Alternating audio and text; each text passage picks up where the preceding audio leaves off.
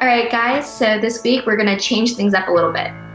With so many businesses impacted by the COVID-19 pandemic, I think it'd be great to reach out to a few places right here in our backyard to learn about the challenges they're facing and the ways they're using this really difficult time to support each other and the community. Great. Cool. Yeah, that sounds great. So I'm just going to start with what challenges did you and Team GERTIE face on the onset of this COVID-19 pandemic? Wow, it feels like almost a year ago that this crisis started. We weren't sure if this was going to be a big deal. And now, we're sitting here in masks. First, it was the half capacity mandate, and then it was the closure mandate. And so we had to lay our entire team off. And now we're in the midst of a pandemic. The hardest thing in the beginning is not seeing your family, every day. My family's behind me on the wall. Every sandwich is named after them. That first week when everything broke out, it was pretty emotional. It effectively killed our business. And so we had to get really creative really quickly, figuring out ways to survive. What were some of the changes that you had to make to keep your business going? We basically launched this direct-to-consumer program, delivering beers.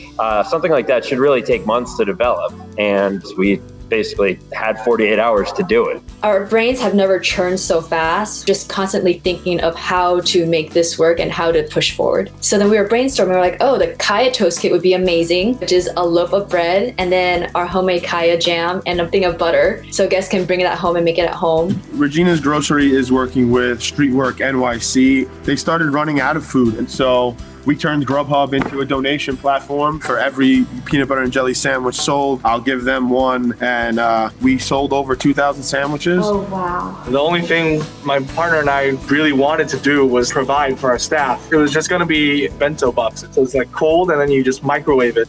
Perfect quarantine food. And we're just giving the extra food to healthcare workers. We started hearing about, shortages on hand sanitizer.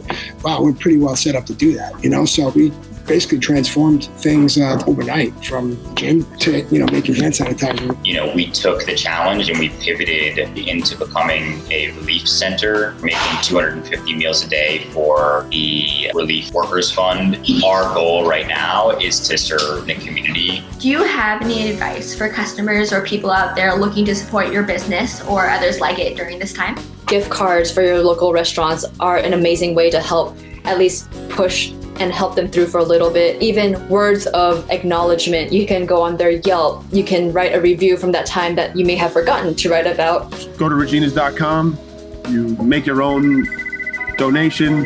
And so just reach out and the next thing you know, you'll have a lot of support. And say hello. I think people need that air hug and a 6-foot smile to get through the day. So I just want to know what your message is to the service industry in the city. Okay, the silver lining through this is the community and the support us as restaurateurs have been feeling from the community and also from each other. So there's a silver lining to this, and that could be just rebuilding and creating some infrastructure for the restaurant community. One of the cool things that comes out of this is that people are going to really appreciate food a little more. It's going to be an interesting time, a tough time for our industry and the whole of the spirits industry, the restaurants, the bars, the hospitality industry. So let's just hope we get through this and have some gin and tonics on the beach in this summer. This was really eye-opening. It's really cool to see how many different businesses are getting creative in this time of need. Yeah, I feel like I've learned so much about the resiliency and the creativity of our city, and it's really great seeing everyone just come together. Yeah, I love seeing everyone support their community. It's awesome. Everyone should consider donating to the Restaurant Workers Community Foundation. It's an organization that's directly supporting individual restaurants and their workers in this crisis. So link is in the bio. Stay safe, and we'll see you next season. Bye. Bye.